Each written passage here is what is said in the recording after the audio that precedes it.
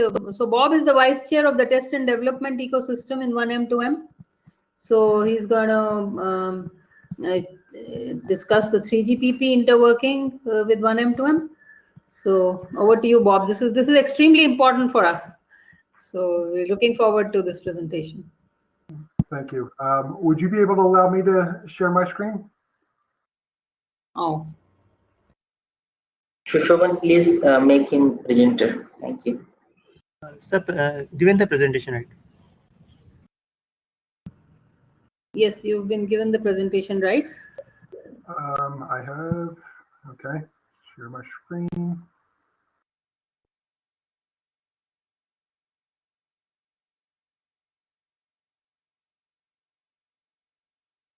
Okay, I think we're good now.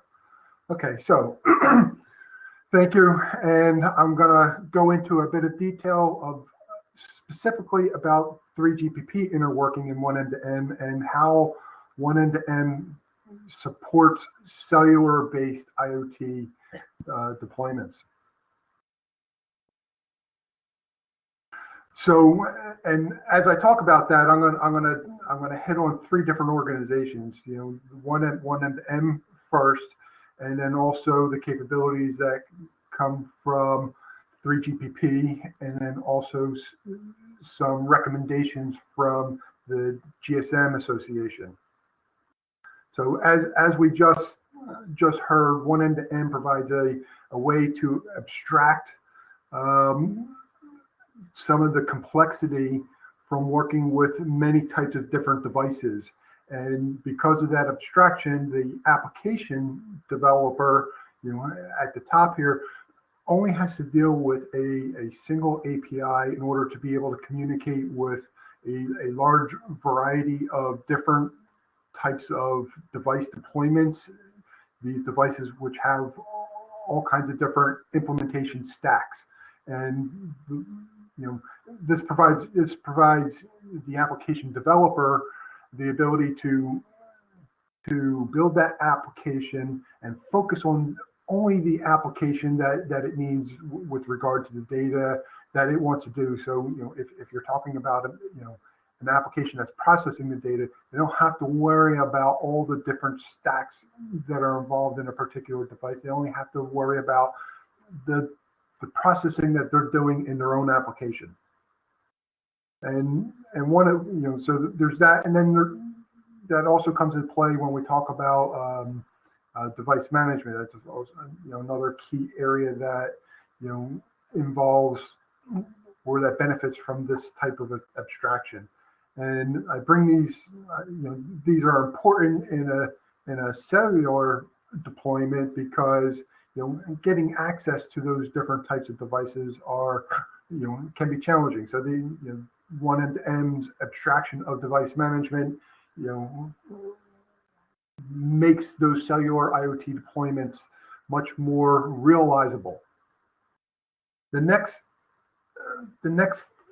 thing that I want to talk about are some of the specific capabilities that the 3GPP organization has implemented to support IoT deployments. In 3GPP, they're called MTC, machine type communications.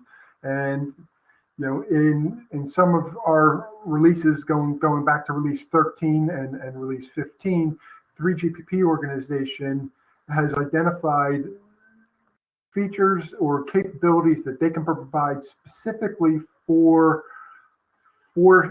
devices that are, you know, are independent. They're not cell phones. They operate independently. They do not have a human operator associated with it. That's a key characteristic of the machine type communications or IoT devices.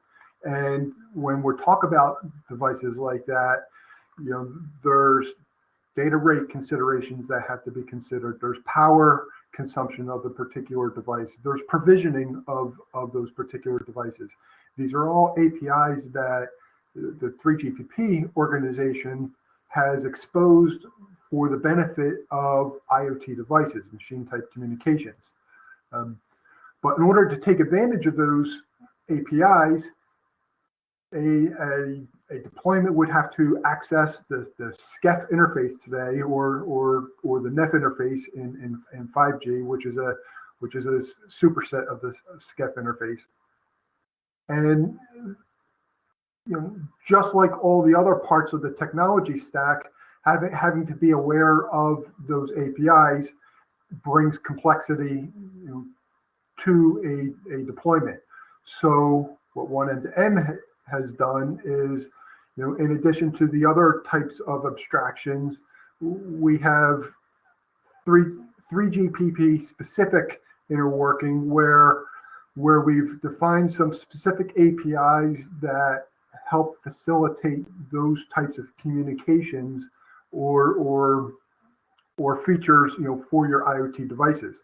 An example could be, provisioning the device, through the device triggering, or configuring the power savings modes and the communication latency of a particular device. These can be done with a simple API that is exposed by oneM2M, and you don't have to worry about all the individual APIs that are exposed, over the 3GPP interface.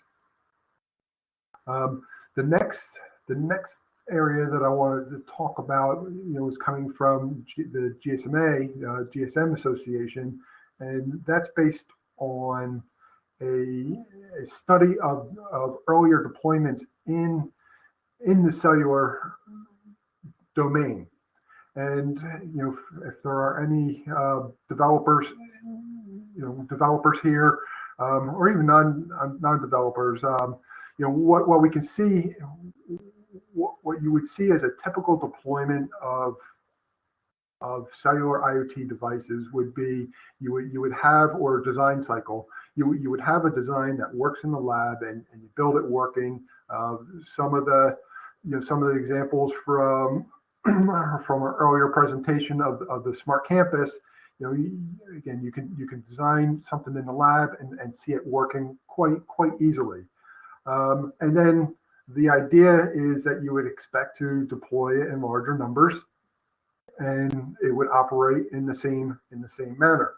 Now, what we learned in the lab, and then even when we're working at our desktop computers, is whenever something doesn't go right, what is our first step of fixing it? And in the lab, it'll be resetting that device. But even on your computer, when you're working at your desk, if you call your IT department, they're going to ask, did you reboot to try to fix the problem?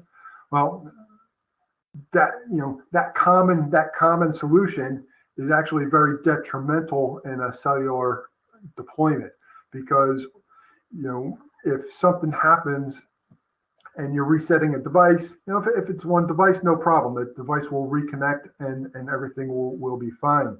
But one of the examples that GSMA specifically studied and used to come up with some of their recommendations was a scenario where it wasn't the device that was manufactured that was malfunctioning. It was actually something on the IoT service provider side, or the IoT server application, where the device was communicating and not getting a response. The device, the device responds to that by saying, "No, I got this failed communication state. What's going on here? I better reset." And when that happens, it reestablishes communications. But again, if the problem is on that IoT server, and it's not responding, and the device is resetting, well, it's not just one device that's resetting, it's a lot of devices that are resetting. And this creates, if all those devices, we're talking thousands and thousands of devices, are resetting all at the same time in a cellular deployment, that is a problem, because they're all restarting and then going through this connection process, which in cellular terms, or in cellular deployments, they call this a signal storm, where all these devices are trying to connect at the same time. A lot of control signals are being sent. And in the example that GSMA studied, this had the effect of bringing down the the entire core network in a very large region. In fact, impacting an entire country's deployment of cellular devices. That is obviously not a good thing, right? So the GSMA published their TS34 device guidelines for efficient IoT deployment, and basically what they identified through their study is that solving these types of problems cannot be solved just by making sure that the IoT device is operating correctly. It involves also ensuring that certain things in the core network are operating properly, and then also some things actually in the cloud, in the service platform, are operating properly. So the recommendations cover the full stack of the deployment of an IoT system. So in addition, so GSMA brings those things to the table, and then again in oneM2M, in order to make implementing all of those requirements easier for the application developer, we have some abstractions that will make it easier to facilitate it. And that's CMDH here refers to one of the service layer capabilities in oneM2M. It's a communications management and data handling, and it's used to manage the communication from devices that are not connected all the time to a oneM2M server. So when we bring all of this together, in oneM2M and integrate the features that 3GPP brings to the table and their APIs, and implement the recommendations from the GSM Association, and pull this all into oneM2M, what we get is the ability to protect the network from malfunctioning devices that would happen at scale. And this is very important, especially in a smart city context, because again, if you're bringing, you'll have multiple device vendors and application vendors, and they all need to work together. And this is what all three of these sets of standards combined, bring together and make sure that we can deploy that way. But even still, from a device manufacturer or application development, it still leaves a lot of potential development, deployment, and complexity to solve. So GSMA recognized that and identified a split that could make that process a bit easier.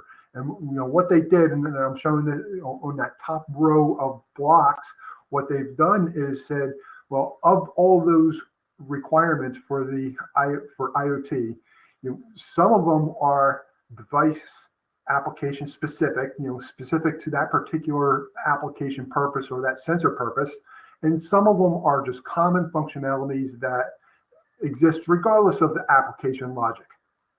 And in that GSMA structure, they said let's separate those types of logic so that we can characterize them differently and modularize it.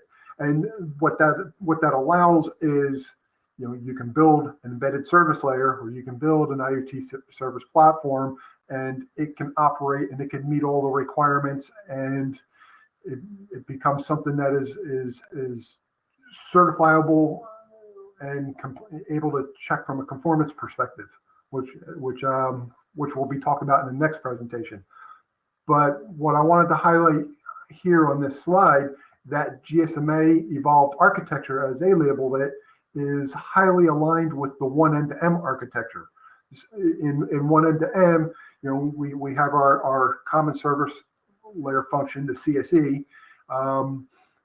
We have a CSE module that can be deployed on a cellular device, and we call that application service node, CSE, and it would communicate with application logic that is specific to the particular, device or sensor that is being developed. And, so that model, the model that GSNA has is highly aligned with the oneM2M architecture.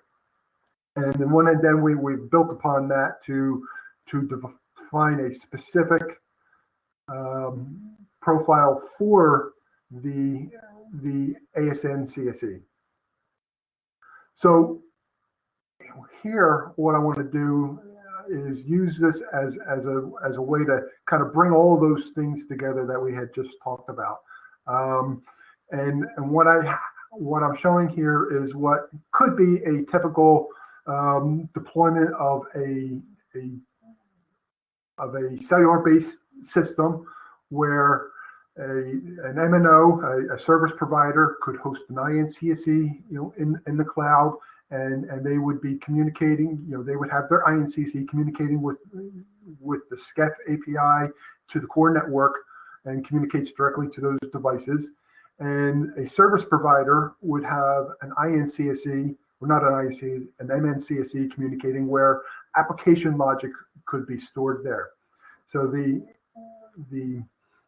cellular provider is providing access to cellular-based device, through the INCSE, and also helping support the device management.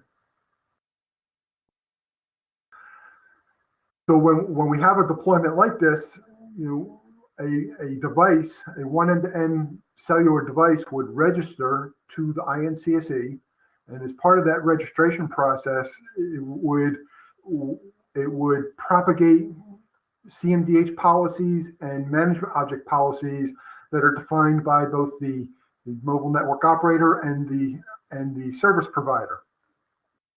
And these are based on the deployment needs of both. The cellular provider's goal to make sure that devices operate in a manner that is consistent with the maintenance and capabilities of that particular core network. And the application server, the IoT service provider's interest being in making sure it's getting the data that it's expecting to get. So once that provisioning is done, the device starts communicating according to those policies, and the CMDH functionality has the ability to specify priorities on communications. So one type of priorities could be device management type data could be sent to the INCSE hosted by the MNO, and the actual business logic, the sensor data, would be sent to the IoT service provider. And this is how this end-to-end deployment would operate under normal circumstances. But then what about? Excuse me, Bob? Yes. Which slide are you in? Because I don't think your slides are moving. We are still on that 3GPP enhancement for MTC slide. Oh, I can see MNO deployment. I think, Rindam, you need to Control R or something. See, we are able to see MNO deployment. Yeah. Okay, sorry. I need to. That's what. From the Okay, audience, so I'm telling MNO deployment. Sorry, Bob. Go ahead. Okay, and just to remind everybody, what I'm hoping you're seeing, because I'm looking at it on the web too, so I think everything is good here. What you should see now is a slide that reflects, the core network independently identifying a problem in communications.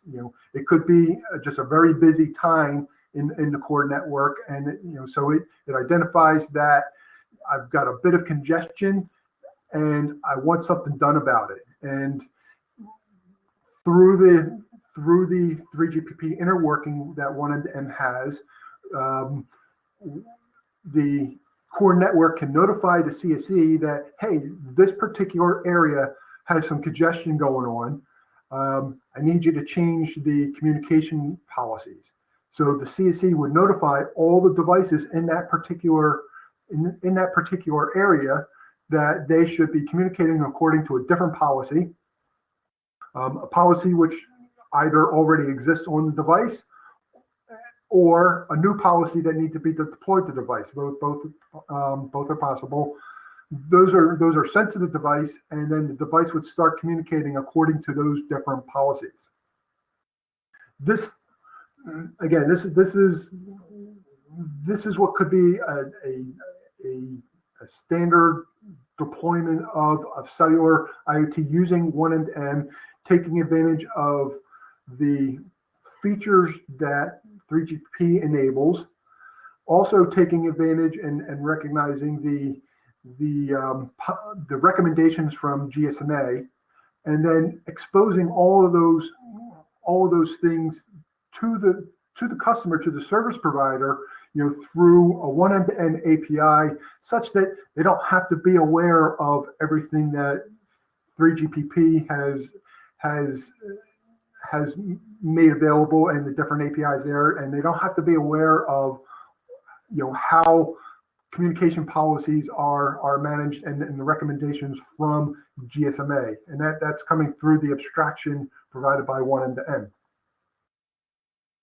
So to just summarize it real quick, when we have large-scale deployments of IoT devices, there's a risk of impacting the mobile network in a negative way. Cellular communications is not trivial, and the way it is right now, before deploying a lot of IoT devices, you go through a lot of testing with the network provider. GSMA recognized problems from the past, and they provided a list in a specification, TS34, GSMA's TS34, of recommendations to help ensure that no harm is done to the network. oneM2M has taken that and is implementing those requirements, for a specific ASN CSE, so that we can develop a certified product that is easy to deploy on those cellular devices, making it easier for the deployment of those devices. The developers will have a module, the specific set of requirements defined, in oneM2M's publications. You can look exactly how to build this ASN CSE, and then deploy it on those devices, which would lead you to fast time to market with safe, reliable solutions that really benefit everybody: the service provider, the device deployment, and the core network operator. So that wraps up my discussion, and I think a little bit later we'll be able to have some questions if you have any, and I'll pass the presentation back to you. Yeah, thanks a lot, Bob. I'm sorry, the network outage didn't allow me to introduce you. So thanks for joining in. It's a very insightful and very important presentation. Hope we had more time to actually listen to you, because it's such an exhaustive area that everybody would have been very, very keen to know more about it. But maybe next time we will add to it. Thank you very much. And thank you. Yeah.